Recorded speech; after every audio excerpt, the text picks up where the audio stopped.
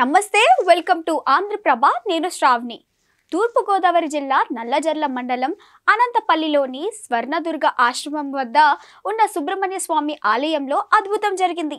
ఆలయంలోకి ప్రవేశించిన పాము స్వామివారిని చుట్టుకొని పడగ విప్పి బుసలు కొట్టింది. ఉదయం నుంచి స్వామివారిని చుట్టుకొని సర్పం అలాగే ఉండిపోయింది. ఈ విషయం తెలిసిన స్థానికులు అక్కడకు భారీగా తరలివచ్చారు. స్వామివారే స్వయంగా వచ్చి భక్తులకు ఆశీస్సులు అందిస్తున్నారని నమ్ముతున్నారు. ఏటా దేవి శరన్నవరాత్రుల సందర్భంగా ఆలయంలో నిత్యాన్నదానం, కార్తీక మాసంలో ప్రత్యేక పూజలు నిర్వహిస్తూ ఉంటారు. ఆదివారం మార్గశీర ద్వాదశి పర్వదినాన్ని పురస్కరించుకొని ఆలయంలో పూజలు నిర్వహించారు భక్తులు. అనంతరం టెంపుల్లోకి ప్రవేశించిన పాము స్వామివారిని చుట్టుకొని దర్శనమివ్వడం అందరినీ ఆశ్చర్యానికి గురి చేసింది.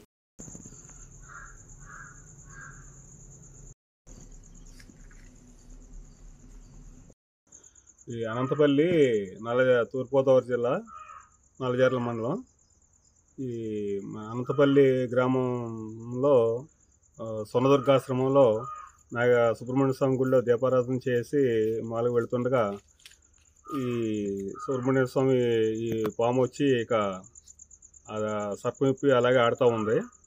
ఇప్పటి వరకు కూడా అలాగే ఉంది. దగ్గరికి వెళ్తే బుసలు కొడుతుంది.